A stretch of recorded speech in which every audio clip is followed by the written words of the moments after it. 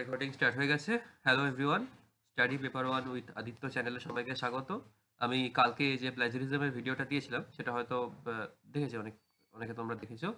তো আমি বলেছিলাম যে সেটা শেষে যে একটা পিওয়াইকিউ ভিডিও আমি কালকে আপলোড করে দেবো। তো কালকে রাত্রিরে আপলোড করার কথা ছিল কিন্তু আর হয়ে ওঠেনি নানা কারণে। তো আমি আজকে দুপুরবেলা এটা আপলোড করে দেবো। তো এই ভিডিওটা দেখার আগে অবশ্যই প্লাজিয়ারিজমের যে ভিডিওটা আছে সেটা দেখে নিও।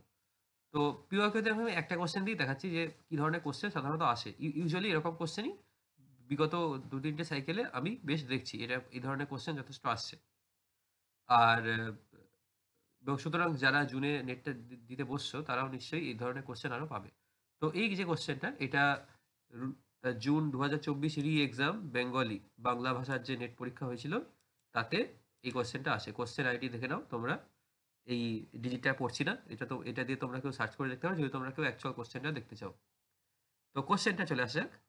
As per UGC rules of 2018, a faculty will be denied 2 successive annual increment for which types of similarity in his or her research publication?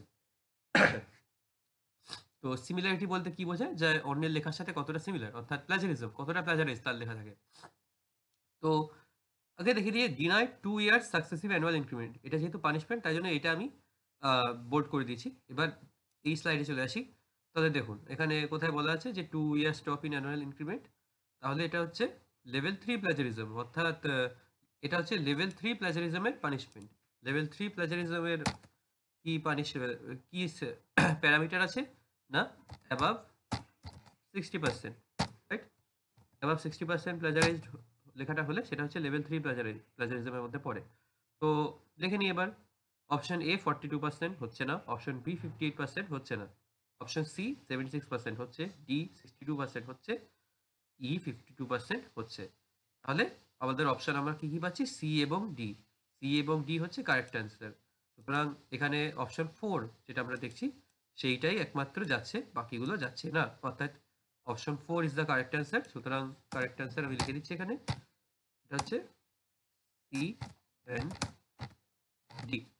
তো এরকমই কোশ্চেন আসবে এবং ইউজুয়ালি দুরকম ভাবে কোশ্চেন আসতে পারে। কোশ্চেন একরকম আসতে পারে যে এরকম কোশ্চেন আসতে পারে যে ওই যে পানিশমেন্ট দিয়ে বলছে যে এটা কোন লেভেলের প্লাজারিজম বা সেটা একটা কোশ্চেন আসতে পারে। অথবা একটা পার্সেন্টেজ দিয়ে বলতে পারে যে এই লেভেলের প্লাজারিজমের প্যারামিটার কি, কি? এরকম একটা হতে পারে এবং এরকম মাল্টিপল অ্যান্সার কোশ্চেন দিতে পারে। যেখানে হয়তো মানে এক্সাক্ট টা বলা থাকবে না কিন্তু তার মধ্যে যেগুলো পড়বে। মানে লাইক ১০ থেকে ৪০ এর মধ্যে না দিয়ে বলবে 32%।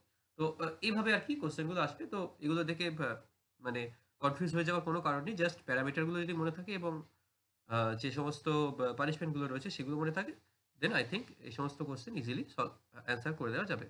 তো আজকের ভিডিও এই পর্যন্তই। চ্যানেলটা ভালো লাগলে সাবস্ক্রাইব করে দিও এবং ভিডিওটা ভালো লাগলে লাইক করে দিও এবং তোমাদের বন্ধু-বান্ধবরা যারা নেট পরীক্ষার জন্য প্রিপারেশন নিচ্ছে তাদেরকে এটা পাঠিয়ে দিও।